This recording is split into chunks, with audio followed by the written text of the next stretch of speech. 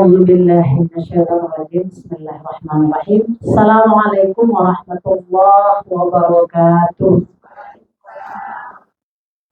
Alhamdulillahilladzi nahmaduhu wa nasta'inuhu wa nastaghfiruh wa na'udzu billahi min syururi anfusina wa min sayyiati a'malina. May yahdihillahu fala mudilla lahu wa may yudlilhu fala hadiya lahu.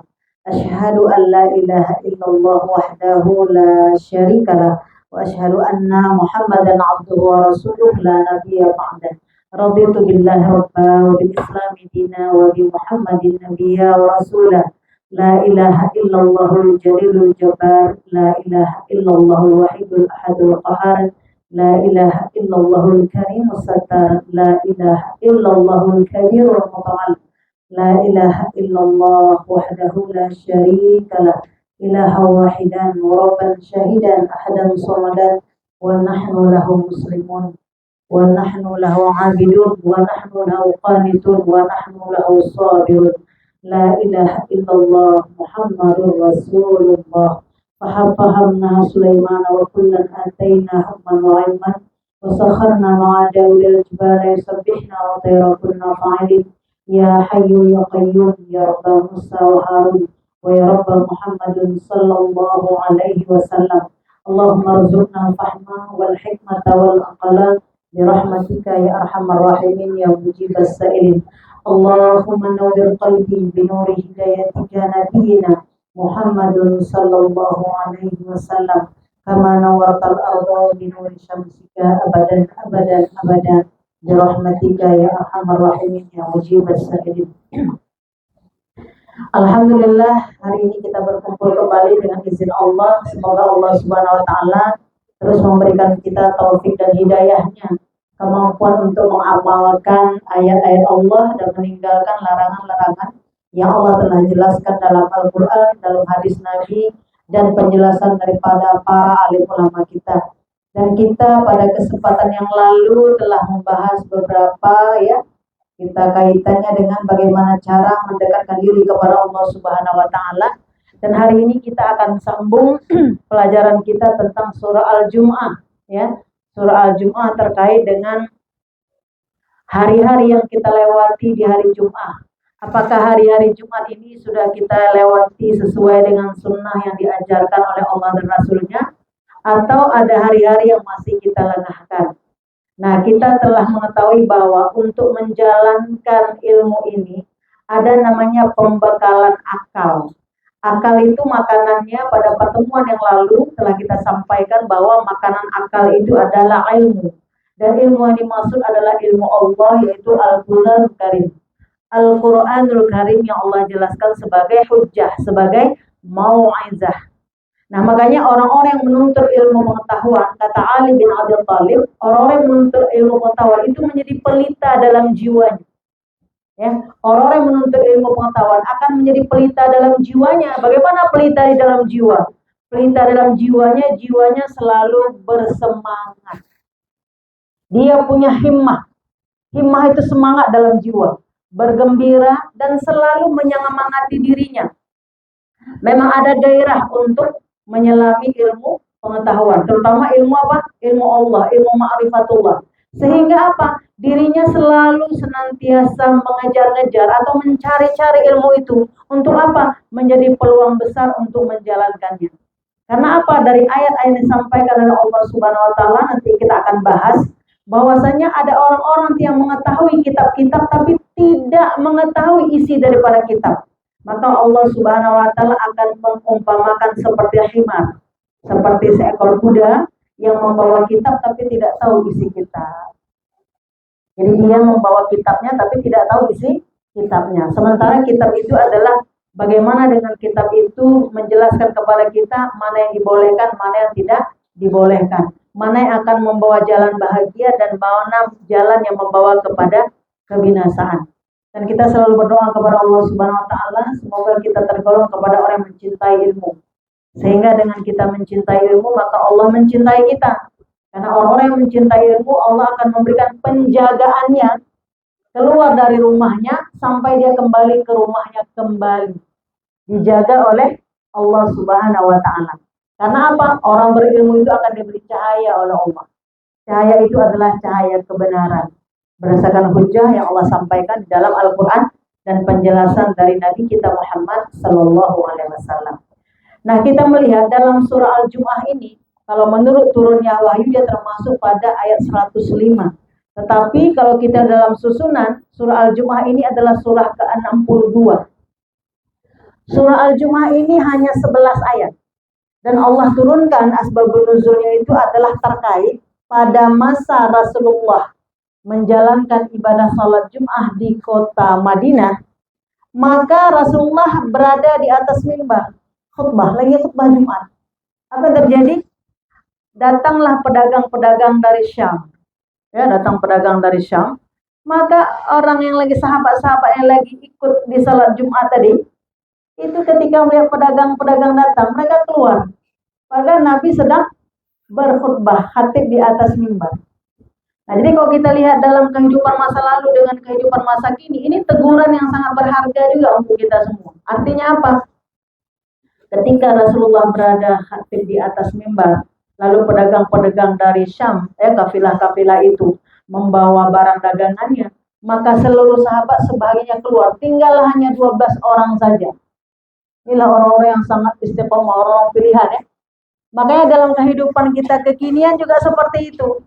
Ketika ada godaan harta, ketika ada godaan permainan, ketika godaan ada kesibukan, maka ditinggalkanlah majelis ilmu itu.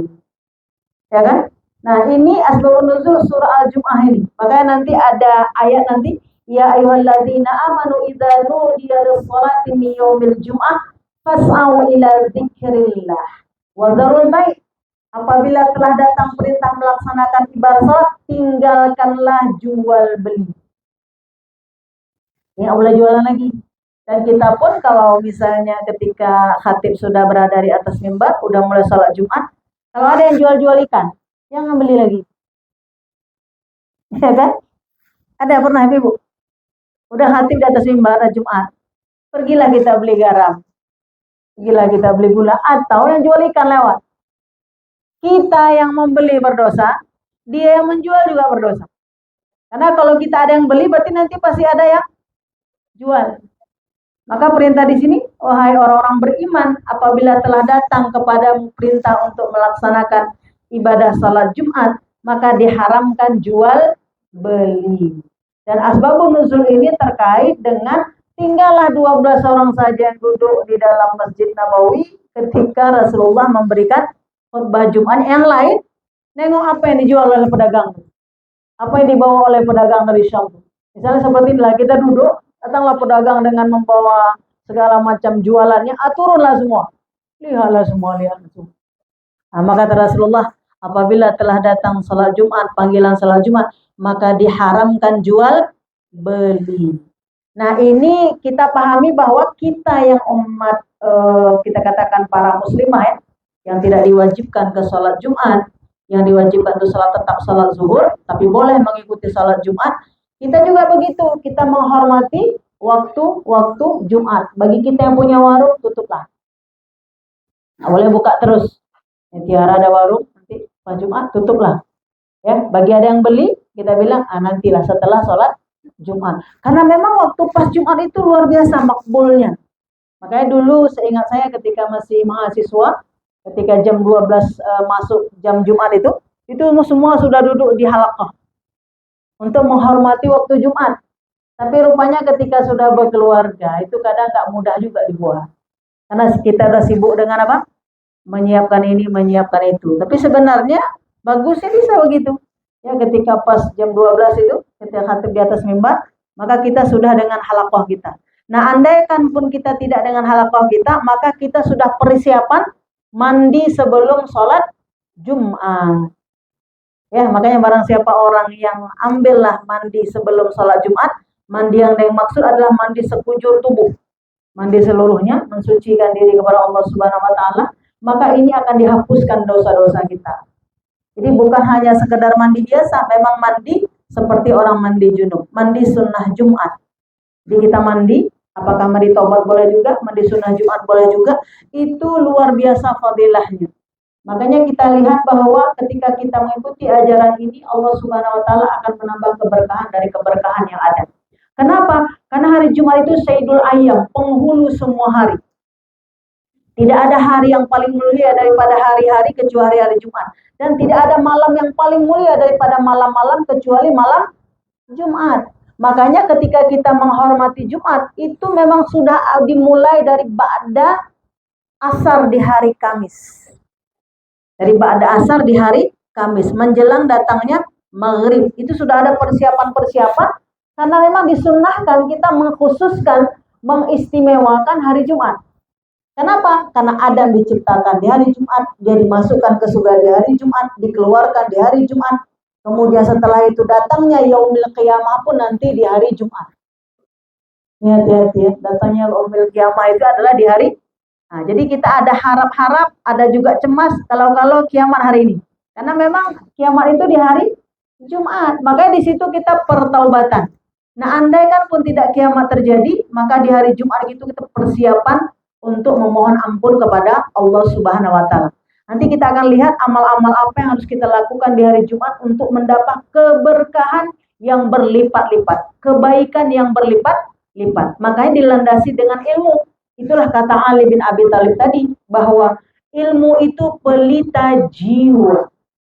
Barang siapa yang dia menuntut ilmu pengetahuan, akan ada semangat dalam jiwanya untuk terus mencari. Dan untuk apa? Untuk dia mengerti mana yang hak, mana yang batil. Dari situlah dia akan semangat menjalankan kebaikan dan meninggalkan apa yang diharamkan oleh Allah. Tapi ketika pun dia melakukan yang salah, dia tetap kembali kepada Allah menjadi orang-orang bertobat. Akhirnya apa? Ketika dia kembali kepada Allah, bersih dari dosa-dosanya. Karena manusia itu khata, tempat salah. Ya, kita ini tempat salah. Makanya di hari Jumat, orang yang menghidupkan hari Jumat, maka menjadi kafarat sampai Jumat berikutnya.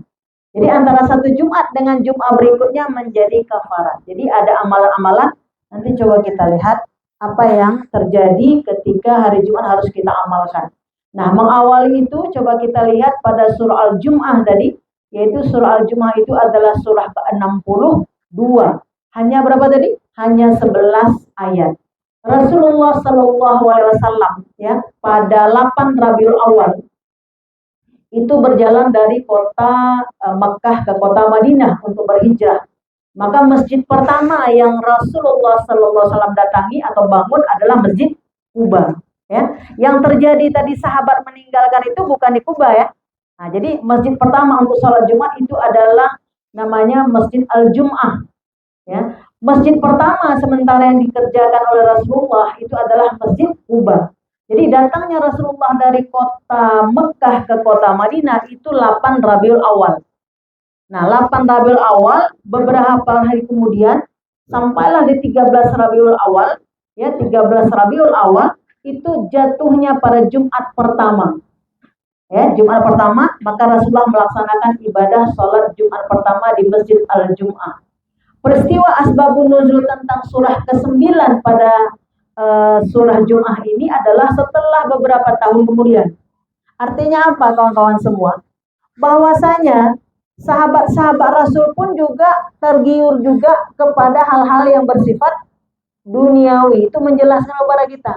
Makanya baru muncul tentang asbabun nuzul dari surah Al-Jum'ah pada ayat ke-9. Sementara kewajiban salat Jumat ketika Rasulullah hijrah dari kota Mekah ke kota Madinah. Itu untuk menunjukkan juga sadar kita kepada Allah Subhanahu wa taala.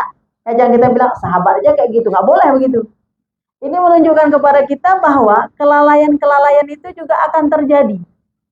Anda nggak rasa kita misalnya ketika hari Jumat itu pagi belum juga kita mengistimewakan untuk berselawat.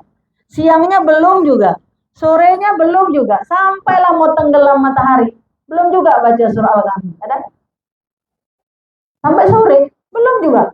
Makanya kita bersegera-segera. Ada yang belum tahu, ada yang karena kesibukan-kesibukan yang lain-lain. Nah, sementara disebutkan di sini apa? Hendaklah engkau mengistimewakan hari yang Allah telah istimewakan, yang pahalanya berlipat ganda. Nah, kita lihat pada ayat ini, ya, asbabun nuzul tadi apa? Pada ayat ke-9, ya, pada ayat ke-9 Allah mengatakan, A'udzubillahi minasyaitonirrajim. Bismillahirrahmanirrahim. Ya ayyuhalladzina amanu idza nudiya lis-salati min yaumil jum'ah fas'au ila dzikrillah wa dzarul bai' dzalika khairul lakum in kuntum ta'lamun. Wahai orang-orang yang beriman, apabila telah diseru untuk melaksanakan sholat pada hari Jumat, maka bersegeralah kamu mengingat Allah dan tinggalkanlah jual beli, yang demikian itu lebih baik bagimu jadi jika kamu mengetahui. Nah, tentunya ini menjadi kewajiban kita untuk anak dan suami kita, ya kan? Mengingatkan pasangan hidup kita dan mengingatkan anak laki-laki kita. Apabila telah balik, maka menjadi kewajiban. Karena apa? Apabila dia tidak melaksanakan salat Jumat, maka ada catatan dicap sebagai orang yang ghafil, orang yang lalai. Makanya orang yang tidak melangkahkan kakinya pergi ke salat Jumat, maka dia sudah dicap menjadi orang yang lalai. Dan orang lalai itu apa? Orang yang tidak mengindahkan perintah dan tidak melaksanakan larangan Allah. Dan ini termasuk ke dalam hukum dosa besar. Makanya fadilah daripada sholat Jumat itu adalah menguatkan iman, menguatkan ketakwaan, mengingatkan kembali kepada orang-orang mukmin. Arti Jum'ah itu sendiri adalah berkumpul, bergabung, tapi berkumpul dan bergabungnya dalam satu susunan yang sangat sistematis. Ya kan? Berkumpulnya, bergabungnya itu ada tata caranya. Jadi bukan berkumpul saja. Kenapa? Berkumpul untuk melakukan ibadah ruku sujud kepada Allah Subhanahu wa taala. Ada cara-cara sampai cara bagaimana khatib di atas mimbar. Makanya untuk sholat Jumat 2 rakaatnya itu, kalau kita lihat zuhur kan sholat 4 rakaat. Maka bagi orang-orang yang tidak mengikuti khatib di atas mimbar itu tidak terhitung sempurna sholat Jumatnya, karena terhitung menjadi rukun untuk mendengarkan khutbah Jumat. Jadi kalau ada orang yang terlambat datang pergi ke sholat Jumat, itu tidak sempurna, bahkan bisa dikatakan batal sholat Jumatnya. Tapi wajib mengikuti, karena mendengarkan khutbah itu menjadi rukun. Ya, mendengarkannya. Bahkan tidak boleh dicampuri dengan ucapan-ucapan yang lain. Nah, mungkin ini menjadi tugas kita kepada anak-anak kita. Kira-kira ada nggak anak kita kok pergi Jumat terlambat? Ya, Bu ya. Pergi sholat Jumat terlambat, ya kan? Udah Ibu lihat di jalan kadang-kadang waktu kita lewat, khatib sudah di atas mimbar, masih kebanyakan di jalan, masih banyak di jalan itu. Udah mau sholat, baru masuk kadang anak-anak.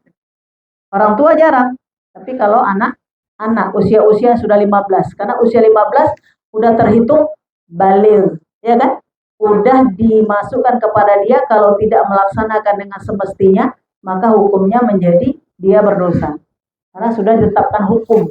Tapi ketika anak usia 15 tahun kadang belum terbiasa untuk mengikuti dari awal, kecuali anak-anak yang sudah dapat pengajaran di pesantren dan seterusnya. Tapi yang secara umum kita lihat ketika khatib sudah di atas mimbar, kalau kita misalnya dalam keadaan safar ya, kita pergi dalam perjalanan, banyak nggak khatibnya udah di atas mimbar, di jalan masih ramai orang kan? Nah, seperti itu. Maka dikatakan di sini, wahai orang beriman, apabila telah dipanggil untuk salat Jumat, maka tinggalkanlah kegiatan-kegiatan kamu. Nah, maka ditinggalkan itu hukumnya wajib meninggalkan. Bukan boleh, dikit lagi boleh, enggak. Wajib untuk meninggalkan semua aktivitas, termasuk aktivitas jual beli. Lalu kata Allah, fas'au ila dzikrillah, maka ingatlah Allah Subhanahu wa taala dan diharamkan jual beli. Dzalikum khairul lakum in kuntum ta'lamun. Jika engkau mengetahui bahwa itu lebih baik bagimu meninggalkan jual belimu daripada engkau tetap melakukan jual beli. Nah, kita mungkin di Aceh alhamdulillah kalau kita lihat itu ketika Jumat itu warung-warung ditutup. Tapi kadang pintu belakangnya terbuka. Ya kan? Jadi itu istilah dalam Islam apa? Munafik. Nampaknya tutup, rupanya di belakang makan. Dan kita pun kalau makan gitu juga, tunggulah selesai orang sholat Jumat. Dan kita biasakan bagi kita yang muslimah ini, pas Jumat itu nggak banyak berkata-kata, banyak mengibadahi Allah Subhanahu wa taala. Apakah berzikir, apakah baca Quran ya. Dan sudah didahului dengan apa? Mandi. Walaupun kita tidak ke masjid. Nah, mandi. Dan baju yang kita pakai ini kalau ke ta'lim ini adalah baju yang kita pakai salat zuhur tadi. Ya kan? Untuk menambah keberkahannya. Jangan pakai daster di rumah. Waktu pergi ngaji, barulah pakai baju ini tadi. Ya kan? Itu harus kita biasakan. Untuk semuanya mengibadahi Allah Subhanahu wa taala. Walaupun bukan hukumnya kepada wajib. Tapi apa? Baju-baju kita ini bawa bersujud kepada Allah Subhanahu wa taala. Nah, ini menjadi kewajiban mendasar kita kepada anak-anak kita karena ini menjadi tanggungan kita. Karena apabila dia lalai melaksanakan ibadah Jumat, maka dicap menjadi orang yang lalai. Orang yang lalai itu nanti ibadah-ibadah lain akan mengikuti. Lalai juga. Ya kan? Karena apa? Itu 1 minggu sekali. Dan mendengarkan khatib di atas mimbar itu satu kewajiban. Maka dikatakan mendengarkan khatib di atas mimbar itu menjadi penguat jiwa, menambah keimanan, mendekatkan diri kepada Allah Subhanahu wa taala. Itulah asal muasal bahwa sholat Jumat itu menjadi sesuatu yang kita wajib datang kepadanya, minimal dalam 1 minggu ada mendengarkan tausiah. Minimal 1 minggu sekali ada mendengarkan tausiah. Untuk mengingat, kita udah bahas pada minggu kemarin tentang kita berdoa, Allahumma a'inna ala dzikrika wa syukrika wa husni ibadatik ya arhamar rahimin. Ya Allah, bantulah aku untuk selalu mengingatmu. Ada mengingat dalam hukum sunnah, ada mengingat dalam hukum wajib, dalam ibadah. Mengingat dalam hukum wajib, salah satunya itulah perintah dalam mendengarkan khutbah Jumat. Maka dikatakan mendengarkan khatib di atas mimbar, itu penguat daripada iman. Ya, untuk menambah ketakwaan kepada Allah, diingatkan kembali. Makanya ya ayyuhalladzina amanu taqullaha haqqa tuqatih. Nah itu ya, wala tamutunna illa wa antum muslimun.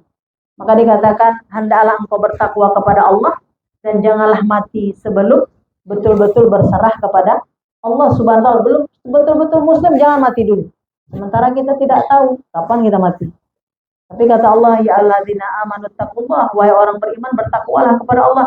Jangan mati sebelum betul-betul berserah kepada Allah. Sementara kematian kita tidak tahu kapan datang. Nah, ini menunjukkan bahwa di dalam Islam untuk mendengarkan tausiah itu hukumnya wajib.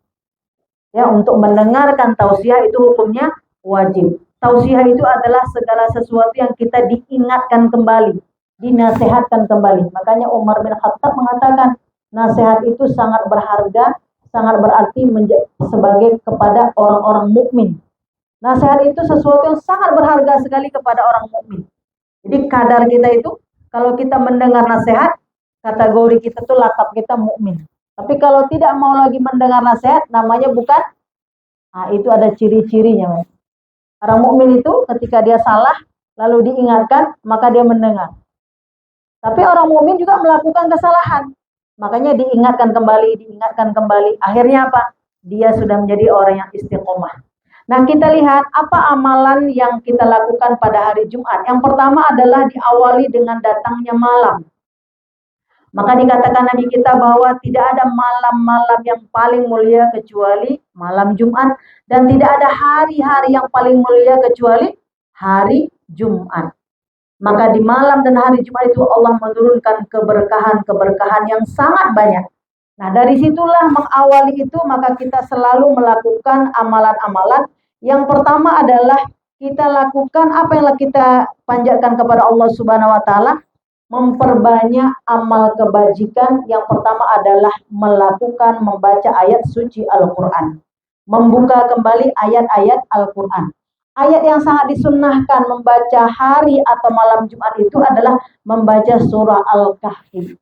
Sampai-sampai dikatakan orang yang membaca surah Al-Kahfi ketika dia membaca apakah di malam hari atau di siang hari, dari ujung kakinya itu bercahaya sampai tembus ke langit dunia. Bercahaya. Dan menjadi kafarat dosa-dosanya dari satu Jumat ke Jumat berikutnya. Apa kafarat, Ibu? Jika hari ini kita membawa dosa-dosa kita ke majelis ilmu atau ke tempat kita ini atau di rumah kita, maka kita bacalah surah Al-Kahfi. Maka di surah Al-Kahfi itu kalau kita lihat, apalagi bagi kita yang mau suka mentadaburi, Dikisahkan bahwa ada 3 orang pemuda yang dia akan dibunuh, ya kan? Dia adalah orang yang menjalankan kebenaran, orang yang berada pada kebenaran, lalu dia akan dibunuh oleh penguasa yang sangat kejam.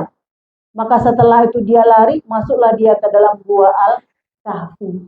Ketika dia masuk ke dalam gua Al-Kahfi, maka Allah melindunginya. Maka disitulah muncul doa Rabbana atina min ladunka rahmah wa hayyi' lana min amrina rasyada. Nah, ini akan terjadi juga pada semua manusia, tapi gua yang berbeda-beda.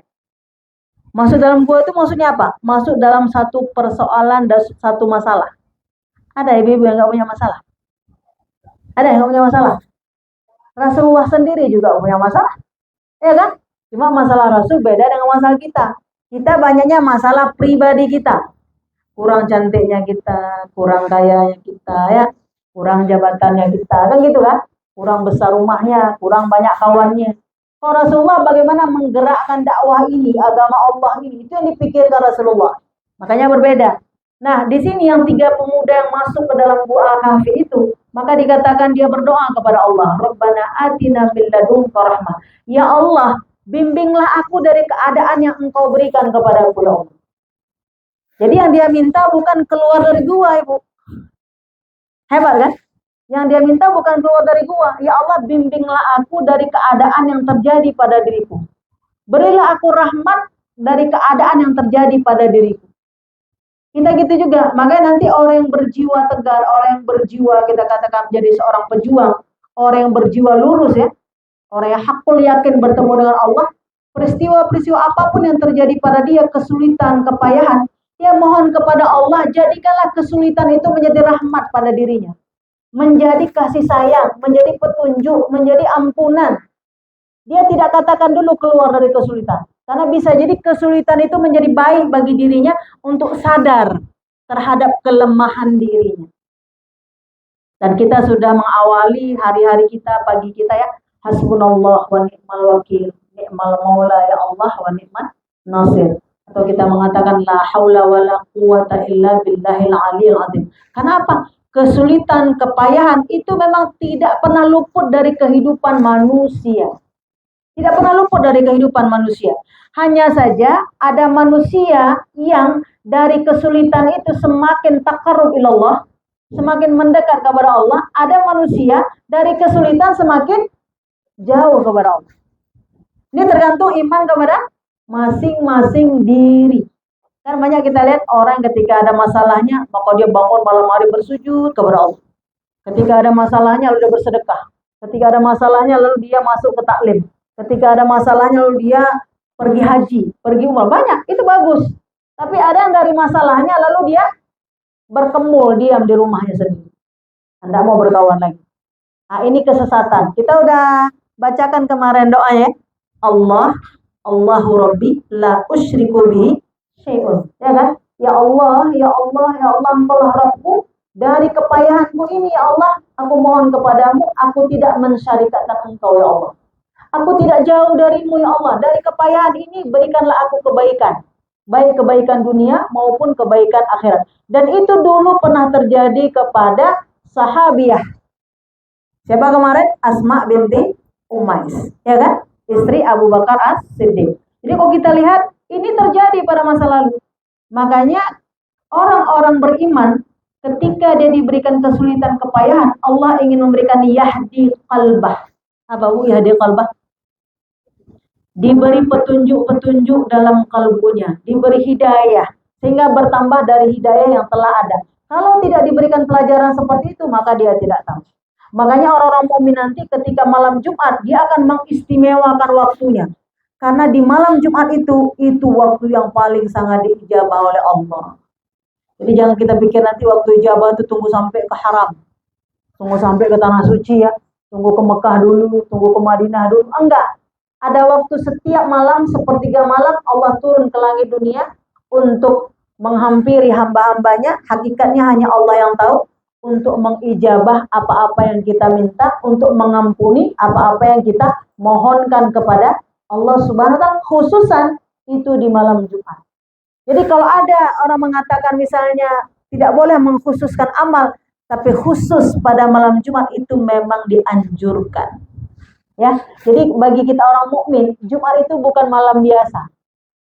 Nah, kalau Ibu misalnya pernah menghadapi malam hari raya, dan semua kita tahu malam hari raya, apa yang kita lakukan di malam hari raya? Kita mengkhususkan diri kan? Ambil toples, ya kan? Kemudian lap-lap dia, gitu kan? Karena apa? Pengetahuan kita memang itu harus dilakukan. Gordennya lah ganti semua, ya kan? Nah, kita khususkan malam hari raya itu. Senang kita luar biasa malam hari raya itu. Sebenarnya kalau kita lihat, kalau kita udah mengaji, yang paling senang kita itu dari malam Jumat. Paling senang kita di malam Jumat. Lakukan amal-amal yang langsung menghamba kepada Allah. Nggak mesti kita harus datang ke majlis zikir mana, nggak mesti. Kita kepada Allah langsung. Karena itu adalah keberkahan, dibuka seluas-luasnya. Hidayah Allah dibuka seluas-luasnya. Maka disebut hari Jumat itu hari menghimpun. Dan itu hari Jumat itu juga untuk membedakan kita dengan kaum Sabat. Dulu kan kaum Sabat orang Yahudi berkumpul di hari apa? Sabtu.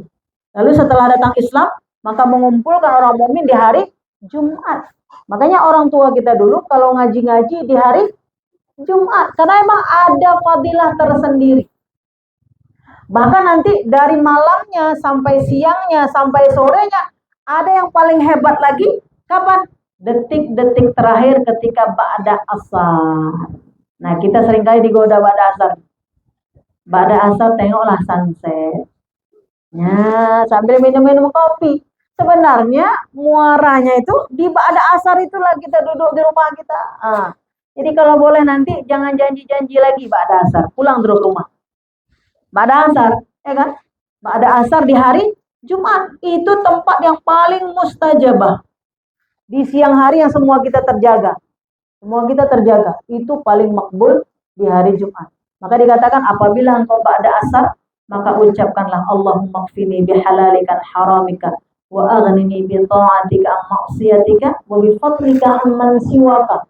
Itu kalau kita lihat pemahamannya itu luar biasa juga makna-maknanya. Allahumma kfini bihalalikan haramik. Ya Allah, cukupkan aku dengan yang halal saja. Yang haram-haram enggak, cukup aku sama suamiku aja, enggak pada suami orang. Ya Bu ya? Itu Allahumma kfini bihalalikan haramik. Dan kita ajarkan juga kepada anak-anak kita. Ya kan? Cukup kepada pasangan yang sah, tidak kepada yang lain-lain. Yang halal-halal kita cintai, kita sukai. Siapa saja hukum syariat yang halal ini kita sukai, kita cintai. Yang haram maka kita tinggalkan.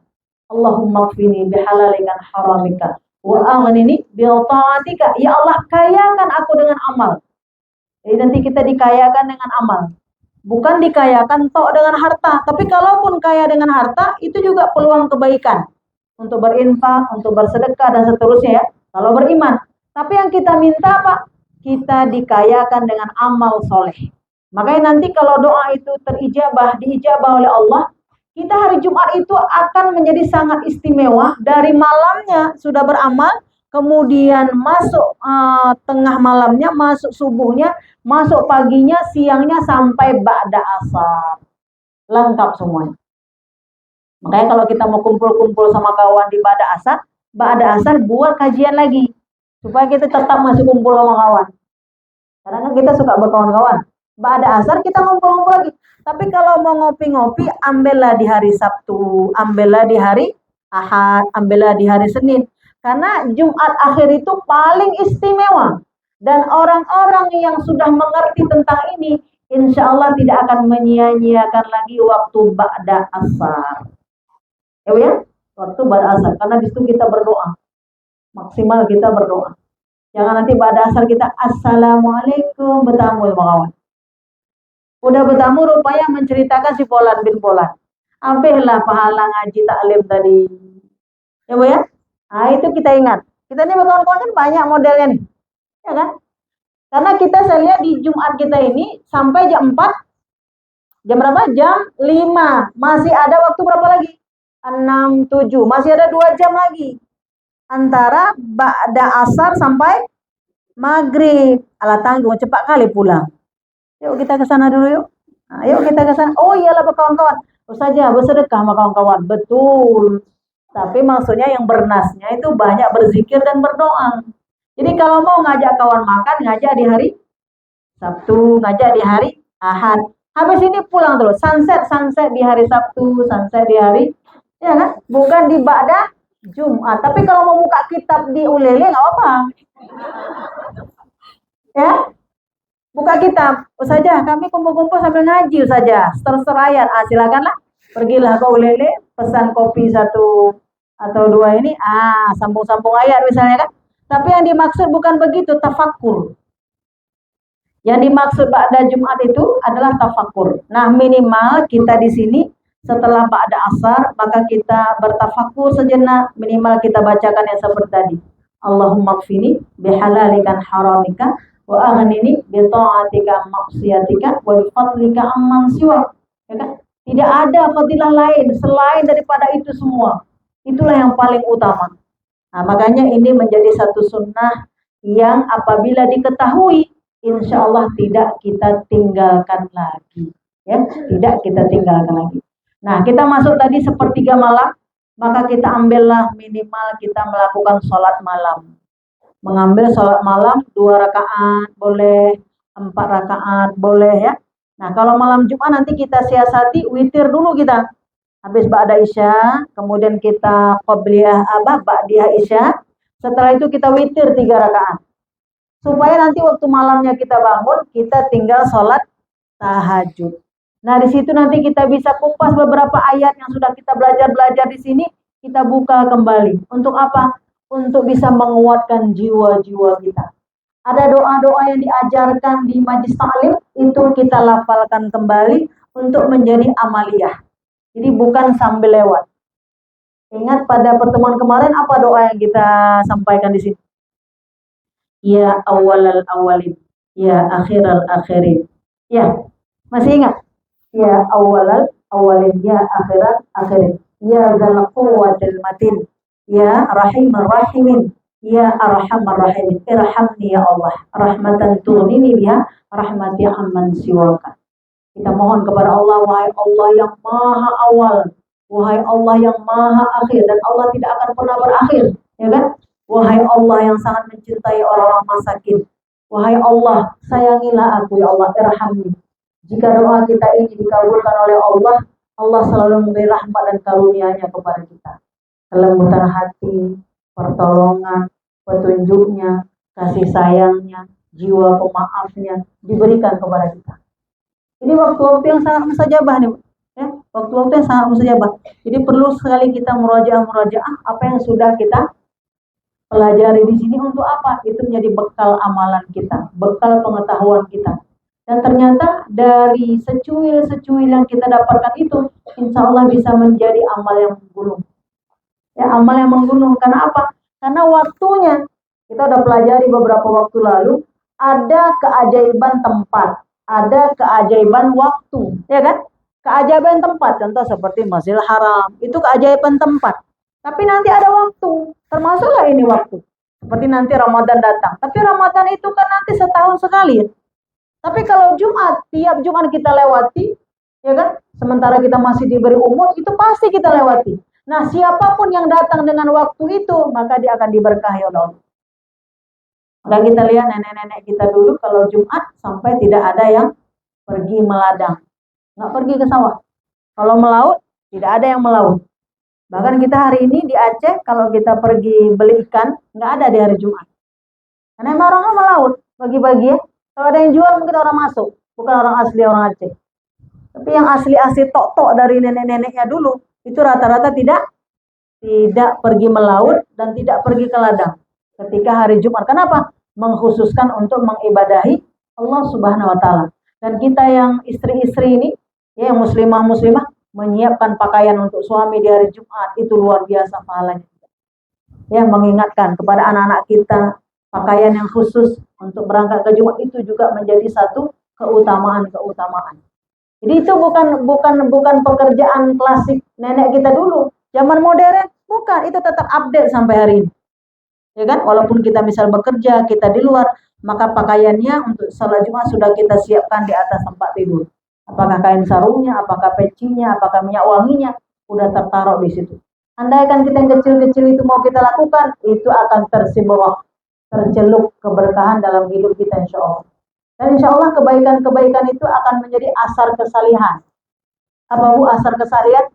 Yang tinggal ketika kita mati. Asar kesalihan itu yang tinggal. Waktu kita nggak ada lagi akan diingat oleh suami dan anak, cucu kita. Bahwa itu adalah kebaikan-kebaikan. Itu salah satunya ya. Nah jadi yang pertama tadi apa? Bahwa awali malam kita, bagaimana kita bersujud kepada Allah dan jangan tinggalkan sholat malam kita setelah kita melaksanakan sholat fardu. Nah khusus untuk Jumat, mari kita witir di awal, kemudian bangun kita di malam hari khusus untuk tahajud malam. Setelah tahajud 2 rakaat, maka bacalah beberapa ayat, bukalah untuk memahami makna yang terkandung dalam ayat-ayat Al-Quran. Untuk apa? Untuk menguatkan jiwa-jiwa kita. Ya, untuk menguatkan jiwa-jiwa kita. Karena apa? Jiwa kita ini kalau tidak dipasok dengan ilmu, dia akan bisa menjadi lemah. Bisa menjadi asanya, bisa jadi terputus. Maka tidak ada lagi asanya. Maka disebut dengan putus asa. Tapi orang-orang yang bangun pada malam hari ditambah dengan membuka hujah-hujah Al-Quran, itu akan dikuatkan jiwa-jiwa mereka dengan apa? Dengan mengenal ma'rifatullah dari ayat-ayat yang dipahami itu. Nah, masuk yang berikutnya apa? Berselawat kepada Rasulullah. Kita sudah bahas ya pada pertemuan-pertemuan sebelumnya bahwa selawat itu memang kita lakukan setiap waktu. Tapi khususan di hari Jumat, aksiru minas salati alaihi. Perbanyak aksiru. Bukan berselawat dia. Di hari Jumat perbanyaklah selawat di hari Jumat. Maka dikatakan apa? Dzalika kuntu lahu syahidan aw syafi'an yaumal qiyamah. Selawat itu menjadi saksi dan menjadi syafaat. Ya, selawat itu menjadi saksi dan menjadi syafaat. Apa kemarin selawat kita dari Jumat? Allahumma salli wa sallim ala sayyidina Muhammadin abdika wa rasulika nabiyil ummi wa ala alihi wa sahbihi wa sallim taslima. Berapa kita baca? 83 kali. Itu makanan selawat di hari Jumat. Tetapi kalau kita lihat lagi, itu untuk satu hal, satu bab. Tapi bab yang lain apa? Innallaha wa malaikatahu yusholluna 'alan nabiy ya ayyuhalladzina amanu shallu 'alaihi wa sallimu taslima. Itu kita awali dengan surah Al-Ahzab 56. Kemudian kita bilang apa? Allahumma shalli 'ala Muhammad wa 'ala ali Muhammad kama shallaita 'ala Ibrahim wa 'ala ali Ibrahim wa barik 'ala Muhammad wa 'ala ali Muhammad kama barakta 'ala Ibrahim wa 'ala ali Ibrahim innaka Hamidum Majid. Baca dulu itu 10 kali. Minimal 10 kali. Tapi diawali dengan innallaha wa malaikatahu. Saja panjang kali, itulah kita belajar. Ya Bu ya, tulis saja dulu. Kita tulis dulu. Jadi diawali dengan ayat Allah dulu, surah Al-Ahzab. Ya sesungguhnya Allah dan para malaikat berselawat kepada Rasulullah sallallahu alaihi wasallam. Maka wahai orang mukmin berselawatlah kepada Rasulullah. Kita awali dengan itu, bahwa kita menyertakan Allah di dalamnya. Setelah itu kita berselawat. Berselawat dulu, berselawat Ibrahimiyah namanya kan. Seperti dalam kita sholat. Baca 10 kali, nah barulah selawat-selawat yang lain. Apakah selawat Jibril, selawat-selawat yang lain. Maka utamakan juga selawat Jibril. Sallallahu alaihi Muhammad, sallallahu alaihi wasallam, sallallahu alaihi Muhammad, sallallahu alaihi wasallam. Ini Bu, kalau kita baca selawat Jibril, itu mengkhususkan kepada orang-orang yang gak sibuk meminta untuk dirinya, tapi dirinya dapat. Karena malaikat Jibril itu nggak minta apa-apa di situ. Sallallahu alaihi Muhammad, sallallahu alaihi wasallam. Mana minta? Tidak ada. Ya kan? Dia full ingin memberikan, ya Allah tambahkanlah ya Allah keberlimpahan rahmat dan karunia-Mu kepada Muhammad sallallahu alaihi wasallam. Makanya kita nanti sallallahu alaihi Muhammad, sallallahu alaihi wasallam, sallallahu alaihi Muhammad, sallallahu alaihi wasallam. Itu kita biasakan. Ya, kita biasakan membaca selawat itu berulang-ulang setelah selawat Ibrahimiyah. Ya, setelah selawat Ibrahimiyah. Selawat dulu kepada siapa? Kepada Rasulullah, kemudian ditawasulkan kepada Nabi Ibrahim. Nabi Ibrahim Khalilullah. Sebagaimana persis seperti bacaan kita di dalam sholat fardu. Ya, sholat fardu atau sholat sunnah. Selawat seperti itulah. Nah, baru nanti kita masuk kepada selawat Jibril dan selawat-selawat yang lain. Nah, kalau hari-hari kita cicil selawat itu 100 kali ketika ba'da sholat, 105 fardu berarti 500. Makanya di hari Jumat kita bisa 1000. Tapi kalau hari-hari sudah 100 selawat setiap ba'da sholat, lalu hari-hari dapat 500, sebelum tidur kita tutup dengan 500 selawat lagi sebelum tidur. Sallallahu alaihi Muhammad, sallallahu alaihi wasallam, sallallahu alaihi Muhammad, sallallahu alaihi wasallam. Sebelum tidur. Ya kan, Bu? Maka nanti di hari Jumat bisa kelipatan 1000. Ini namanya kita naik kelas. Tapi kalau hari-hari enggak kita baca, hari Jumat terkejut badan kita. Berat kali ngaji di Bali itu. 1000 tambah lagi berat kali lah saja. Sekali boleh, enggak baca pun boleh. Ya kan? Nah, tapi ini nanti kita naik kelas. Kenapa? Karena dikatakan di sini orang-orang yang melakukan yang demikian maka syahidan au syafi'an yaumal qiyamah.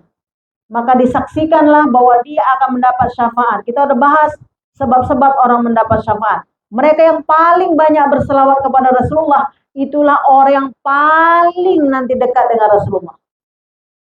Ibu tengok kalau tamu datang presiden, orang itu paling depan duduk gimana? Siapa orang depan itu? Ya kan? Itu orang-orang khusus dia, VVIP. Kita di dunia aja berebut dapat itu. Saja sini saja duduk, ada ruang VIP. Ya gitu kan? Itu satu kehormatan. Itu amalnya rapel per Jumat. Ini nggak akan mungkin dapat kalau kita nggak menyemangatinya, kecuali dengan ilmu. Karena apa? Tidak ada pengeluaran apapun, kecuali dengan semangat dan pemahaman untuk mendapatkan selawat. Karena selawat itu tanpa biaya apapun. Dan kecintaan kita kepada Rasulullah. Maka dikatakan orang berselawat sekali, diberikan kebaikan-kebaikan kepadanya. Itu rahasia Allah, bu, kebaikannya. Nggak tahu kita. Bisa jadi anak kita semakin soleh, ya kan? Kemudian badan kita semakin sehat, hati kita semakin tunduk, kita semakin nyaman, kita semakin khusyuk. Banyak itu. Kebaikan-kebaikan itu, rahmat-rahmat Allah itu luas sekali. Ada nggak rasa kita, kalau dulu kita dinasihati langsung naik doga ini kita. Tapi sekarang ada tunduk sedikit. Tunduk sedikit. Dulu kalau lapar rasanya langsung mau emosi kita. Tapi sekarang kita sabarin. Ada ya? Itu salah satu juga berkah daripada selawat-selawat yang kita baca. Dan orang-orang lalai tidak berselawat. Makanya orang berselawat itu adalah orang-orang pilihan. Mau kita sadari atau tidak, berselawat itu orang pilihan. Lalu kita bilang, ya Allah, aku maulah jadi orang pilihan. Maka bersegeralah. Kalau sudah diizinkan oleh Allah Subhanahu Wa Taala, maka kita nanti dimudahkan berselawat. Tapi kalau tidak, emang nggak berselawat. Emang tidak berselawat. Tidak diberi kesempatan berselawat kepada Rasulullah. Padahal selawat itu cukup mudahnya. Maka tadi wa'aghanini bi ta'atika. Ya Allah, kayakan aku dengan taat. Salah satunya memperbanyak berselawat kepada Rasulullah. Sampai-sampai berselawat ini sama seperti kita berdoa. Tapi berdoa tidak sama berselawat. Karena orang-orang yang berselawat adalah orang-orang yang mendapat syafaat. Ketimbang kita mengatakan, ya Allah berilah aku syafaat, ya Allah di dunia wal akhirat. Kita tidak mengatakan minta syafaat, tapi kita berselawat, itu kita udah dapat syafaat. Otomatis masuk ke dalamnya. Tapi kan banyak orang berdoa kan, ya Allah berilah aku syafaat, ya Allah di yaumil akhir, ringankanlah ya Allah di padang mahsyar, ya Allah berikanlah aku bisa bersama Rasulullah dalam surga, bukan gitu kan? Kan kita meminta. Nah itu jika pun tidak kita sebut, lalu kita terus berselawat kepada Rasulullah, kita dapat syafaat itu. Kita dapat syafaat itu. Terutama adalah syafaat di padang mahsyar yang menegangkan, yang antara selamat dengan tidak selamat. Makanya arti orang dapat syafaat itu adalah selamat dari berbagai macam kemudaratan. Itu arti syafaat. Seharusnya dia hancur tapi tidak hancur. Seharusnya dia tidak selamat tapi dia selamat. Ini menjadi wasilah dalam selawat kepada Rasulullah. Nah, hari-hari kita memang kita selawat, tetapi kita tingkatkan lagi di hari Jumat. Nah, kemudian apa? Mengkhususkan amalan-amalan sedekah. Terutama bersedekah kepada orang-orang yang telah tiada yang kita cintai. Ayah kita, ibu kita, ya Bu ya. Jadi kita berinfak atas namanya, bersedekah atas namanya. Ketika kita berinfak atas namanya, atas nama abah kita, kakek kita, ibu kita ya, maka ini menjadi penyebab dia mendapatkan rahmat, kita pun mendapat rahmat. Dan ini juga kalau kita tidak mengaji, ini juga tidak dilakukan oleh anak-anaknya. Nanti pas hari Lebaran baru. Ya. Lebaran itu sementara setahun sekali. Sementara orang di alam barzah per detik. Kalau dia dapat siksa, siksa per detik. Kalau dia dapat karunia Allah, karunia per detik. Nah, makanya kita yang hidup ini harus ingat-ingat sama orang di alam barzah. Sebagaimana kita makan 3 kali, maka dia dapat makan apa enggak? Maka dikatakan kalau kita mengatakan misalnya Allah maghfiril muslimin wal muslimat wal mu'minina wal mu'minat al ahya'i minhum wal amwat bi rahmatika ya arhamar rahimin. Orang-orang yang kita enggak kenal seperti berteh, apa berteh? Apa obat berteh? Berteh itu kayak kita gongseng padi. Kan ada iso kecil itu. Kalau kita bilang kayak gitu dapatlah segitu dia. Tapi kalau anaknya yang kasih, seperti kita dapat satu talam pulut tuh, satu talam besar, seperti itu dapat mama. Kita mau nggak mama kita dapat berteh? Enggak kan? Kita mau mama kita dapat yang kenyang, yang bisa berbagi lagi. Karena orang-orang telah tiada, dia mengharapkan doa-doa kita yang ada hidup di atas permukaan bumi ini. Dan nanti kita rasalah waktu kita sudah berada di alam barzah. Makanya ketika kita hidup ini, kita ingat-ingat sama mereka. Nanti waktu kita mati akan berbalik juga. Karena amal-amal ini Bu sesuai dengan jisimnya, sifatnya. Sesuai dengan apa yang kita lakukan. Kalau di dunia ini kita sering memberi kepada orang di alam barzah, maka nanti ketika kita di alam barzah pun kita akan dapat juga itu. Tapi kalau di dunia ini kita tidak pernah mengirimkan, maka kita juga bisa tidak mendapatkan. Nah tentunya untuk mendapatkan, tidak mendapatkan itu pakai ilmu. Ada yang dibolehkan oleh Allah Subhanahu Wa Taala, ada yang sangat dikuatkan. Nah di hari Jumat perbanyaklah bersedekah. Ya hari lain bersedekah, tapi hari Jumat banyaklah bersedekah. Tapi disebutkan sebaik-baik sedekah adalah engkau memberi ilmu, membagi-bagikan ilmu. Karena membagikan ilmu itu memutuskan mata rantai kejahilan. Membagi-bagi ilmu itu memutus rantai kejahilan. Maka dia tidak jahil lagi, dia menjadi orang yang taat, tunduk kepada Allah, selamat dia dari neraka jahanam ya Allah. Tapi nanti ada yang kita berikan apa? Memang fisiknya. Dan itu pun kita mendapat pahalanya. Nah, jadi bagi kita sesuai kemampuan kita masing-masing. Bersedekah sesuai dengan kemampuan kita masing-masing. Nah, kalau hari ini kita udah biasakan kawan-kawan, ada tadi saya tengok ada bawa bubur, bawa ini, bawa itu. Niatkanlah untuk ayah ibu kita. Baik ayah ibu kita yang masih hidup ataupun yang telah tiada. Terlebih-lebih yang telah tiada. Jadi kalau kita dapat makan kolaknya, maka dia dapat makan pahalanya. Nggak ada yang terbuang. Jadi kalau kita kan enak kan, kita makan enak kali gitu kan, kolaknya kan. Maka ayah ibu kita setiap Jumat udah dapat pahala kolak. Karena apa? Dia nggak butuh kolaknya lagi, kita yang butuh. Tapi dia tinggal butuh ucapan-ucapan doa-doa kita. Makanya ini nggak akan mungkin kalau kita tidak belajar. Tentunya nanti kita memang mengkhususkan bersedekah di hari Jumat. Kemudian memperbanyak membaca Al-Quranul Karim. Hari Jumat kita perbanyak membaca Al-Quran. Kalau biasa 1 halaman, maka kita tambah 2 halaman. Kalau biasa 1 juz, maka kita tambah lagi. Maka kita lihat kalau kita baca surah Al-Kahfi ada 110. Mau tambah lagi nanti sorenya baca surah Yasin, boleh. Malamnya baca Al-Kahfi, paginya baca surah Yasin, bagus. Jadi malamnya kita baca surah Al-Kahfi, maka pagi hari subuhnya, maka kita baca surah Yasin. Kita niatkan untuk siapa? Kita niatkan juga untuk orang-orang terdekat kita, ayah ibu kita. Itu sebagaimana senangnya dia di dunia mendapat kiriman dari kita. Begitulah senangnya dia di alam barzah. Bisa kita rasakan kan? Kita kok di dunia Bu, kirim sekarang transfer. Berapa kita transfer? 1.500.000, 200.000. Alhamdulillah, terima kasih ya nak. Kayak gitu kan? Maka ayah kita pun di alam barzah dia merasakan. Terima kasih ya nak, udah engkau kirimkan. Terima kasih engkau telah kirimkan. Jadi malam hari kita baca surah Al-Kahfi, maka pagi harinya kita baca surah Yasin. Karena surah Yasin itu juga memenuhi hajat-hajat hamba. Fadilah surah Yasin itu memenuhi hajat-hajat hamba. Apa hajat kita? Agar lapang, ya, orang-orang tua kita, agar lapang saudara-saudara kita di alam barzah. Dan dalam salat malam kita boleh Bu kita bilang Allahumma ighfir lahum. Kan banyak kakak adik mama kita banyak kan?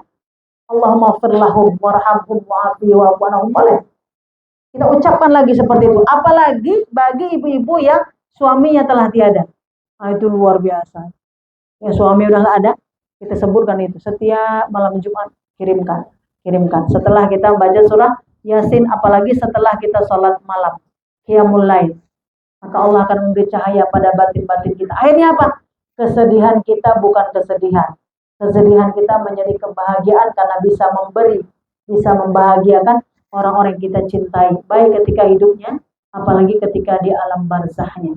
Dan kita bertambah keimanan, kita bertambah ketakwaan, itu hebatnya, nggak ada yang hilang. Kita yang melaksanakan ini bertambah keimanan dan ketakwaan. Apa tanda kita bertambah keimanan dan ketakwaan? Bertambah-tambah ilmu kita, bertambah-tambah amal soleh kita. Ya, rasa tenang jiwa kita ini bertambah-tambah. Itu adalah rahmat yang tidak bisa dibeli dari apapun kecuali dengan mengibadahi Allah Subhanahu wa ta'ala. Jadi perbanyak apa? Membaca Al-Quran. Lalu memperbanyak hablum minan nas. Jadi kalau ada yang masak-masak kuah peliu, kirimlah sama tetangga sebelah. Ya kan? Hablum minan nas, berbaik-baik sama orang-orang terdekat. Makanya saya ada kawan, kalau hari Jumat tuh dia masak-masak. Dia tinggal membagi-bagi kemana-kemana. Terserah. Bisa dengan sahabat karib, bisa dengan handai tolan yang kita kenal atau tidak kita kenal. Itu berkahnya luar biasa. Apalagi kita berikan kepada orang-orang salih. Dari makanan yang dia makan, lalu dia bersujud kepada Allah. Nih kayak hari ini, kita ngaji. Dapatlah kita pahala ngaji. Ada yang bawa kolak, kita makan kolaknya, lalu kita salat maghrib nanti. Nanti kita salat maghrib kan? Habis kolak itu keluar semua. Belum keluar kolak itu lagi.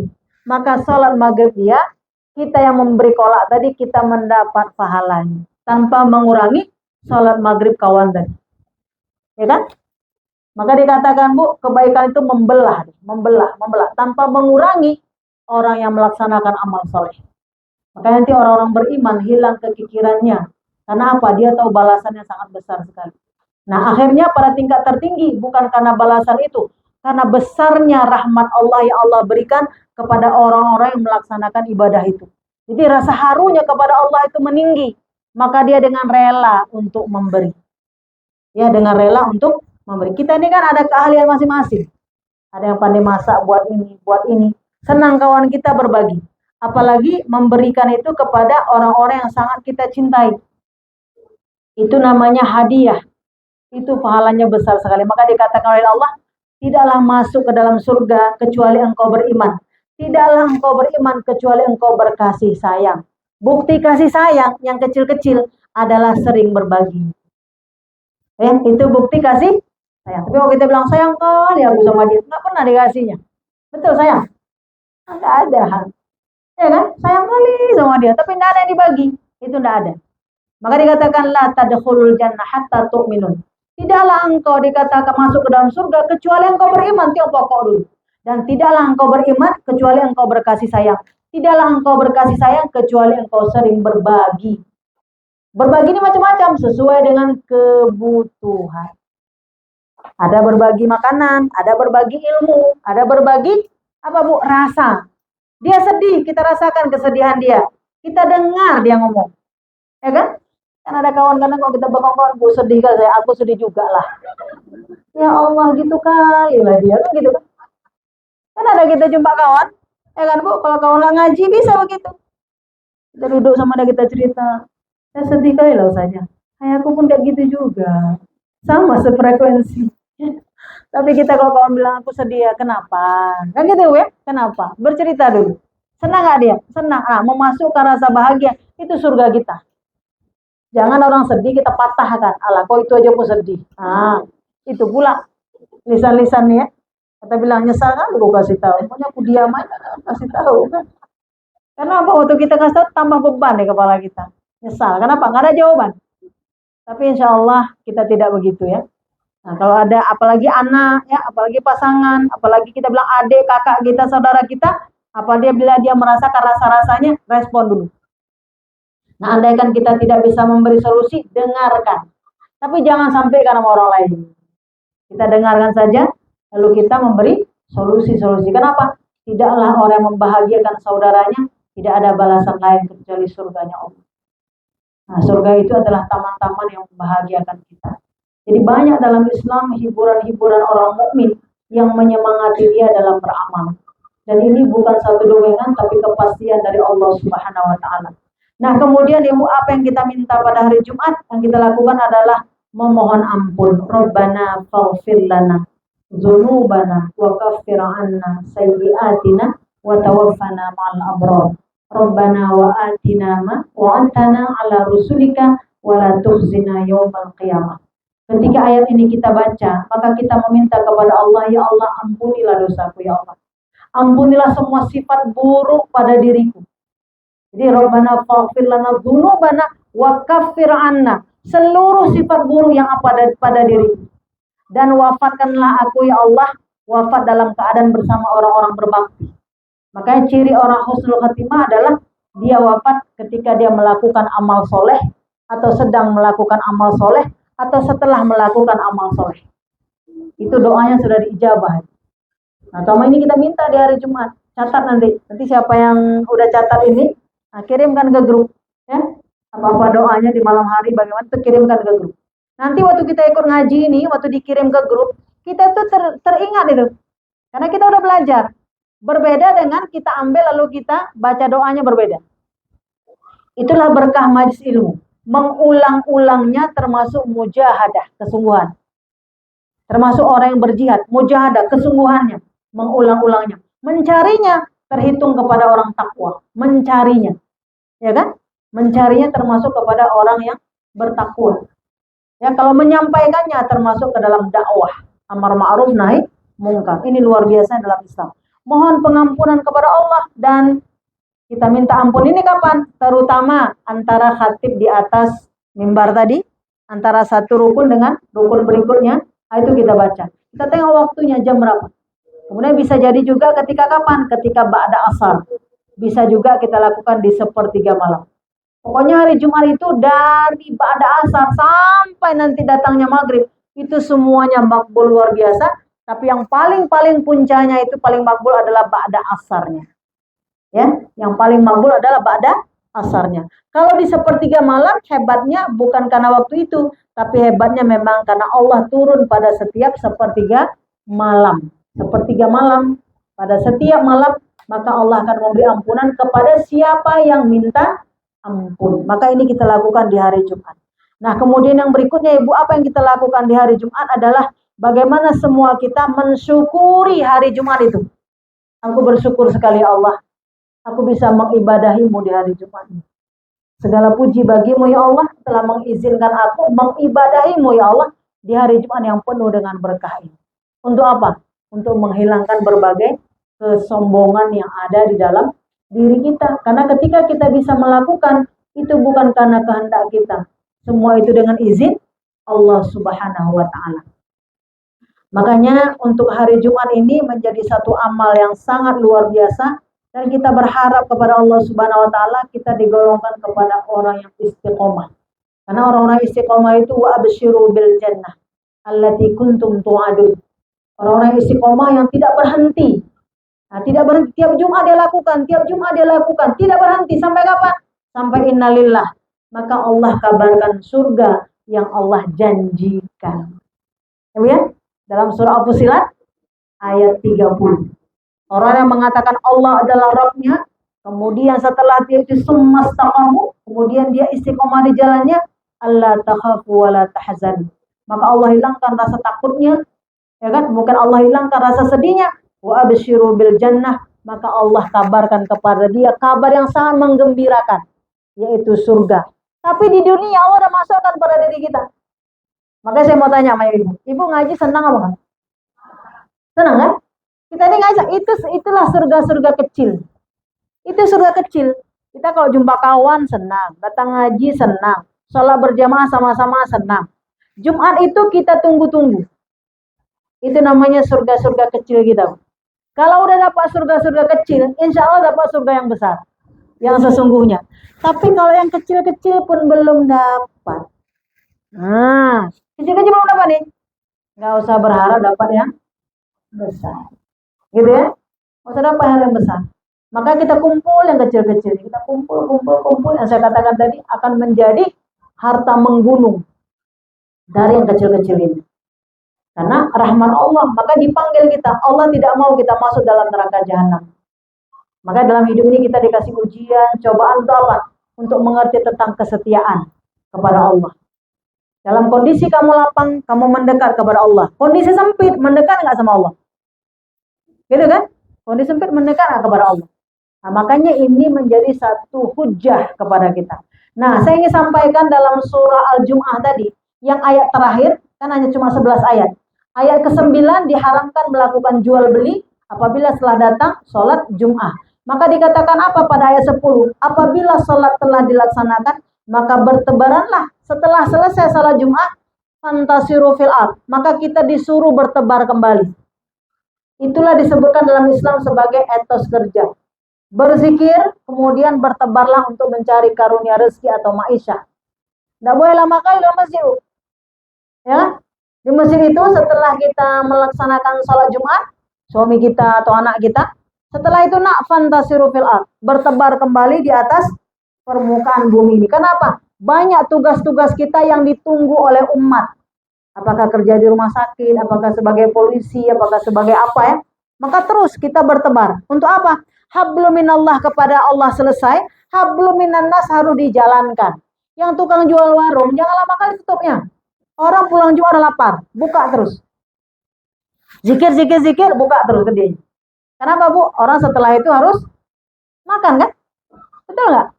Maka dikatakan apabila telah selesai engkau berzikir, maka bertebarlah kembali. Lalu dikatakan di sini apa? Ayat yang terakhir, dan apabila mereka melihat perdagangan atau permainan, mereka segera menuju kepadanya dan mereka tinggalkanlah engkau Muhammad. Inilah yang sebahagian sahabat tadi. Meninggalkan Rasulullah di atas mimbarnya. Ada orang-orang yang sangat cinta kepada dunianya, bahkan di hadapan Rasulullah Sallallahu Alaihi Wasallam. Makanya nggak aneh kalau kita lihat dalam kehidupan kita kekinian, ada orang yang nggak muncul-muncul di hari Jumat. Ya kan? Nggak muncul-muncul di hari Jumat. Tidak muncul-muncul di pengajian. Tidak muncul-muncul di perbuatan-perbuatan yang baik. Kenapa? Dilalaikan dengan kehidupan perdagangan. Dilalaikan dengan kehidupan dunia. Dan ini pernah terjadi dulu. Dan ini menjadi asbabun nuzul dari ayat. Hanya tinggal 12 orang dalam kisah sejarahnya yang bersama Rasul pada saat itu. Dan ketika ayat ini diberikan kepada kita, ini menjadi sebab pengingat kita. Ya, ayat ini diberikan kepada kita sebagai pengingat kita. Bahwasanya ada yang ikut, ada yang tidak ikut. Orang yang ikut itu adalah ikut bersama Rasul, maka itulah orang dapat keselamatan. Tapi orang yang tidak mengindahkan ini, itulah orang-orang yang mendapat kerugian yang sangat besar. Jadi kalau kita Ibu ada kegiatan hari Jumat, maka nanti kita pilah-pilah, kita ambil waktu itu kita tinggalkan dulu. Hari Jumat itu kita hidupkan untuk akhirat kita. Kalau yang anak laki-laki kita, wajibnya adalah sholat Jumat. Setelah sholat Jumat, dia berzikir sejenak. Setelah itu, dia keluar melanjutkan aktivitasnya kembali. Inilah yang menjadi sunnah di dalam sholat surah Al-Jum'ah. Surah keberapa tadi? Surah ke-62. Ini dalam susunan mushaf. Tetapi dalam turunnya ayat adalah ayat ke-105. Dan surat ini adalah surah di Madinah. Surah Madinah yang turun di kota Madinah. Ini menunjukkan bahwa ini adalah salah satu menunjukkan peradaban umat. Kalau di kota Mekah baru menunjukkan keyakinan ditanamkan ke dalam jiwa. Maka nanti orang-orang salat Jumat itu adalah orang-orang yang sudah mendekatkan diri kepada Allah Subhanahu wa Ta'ala. Mungkin ini yang bisa kita sampaikan ya dalam pertemuan kali ini.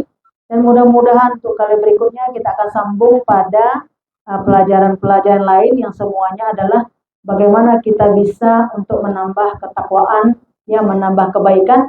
Dan bagi teman-teman yang sudah mengetahui apakah doa bacaannya, sampaikan lagi kepada sahabat-sahabat yang lain. Karena itu akan menjadi amal jariah. Khususnya kepada siapa? Kepada anak-anak kita. Ya, karena kita sebagai seorang ibu mewariskan kesalehan kepada anak-anak kita. Subhanakallahumma bihamdika asyhadu an la ilaha illa anta astaghfiruka wa atubu ilaik. Assalamualaikum warahmatullahi wabarakatuh.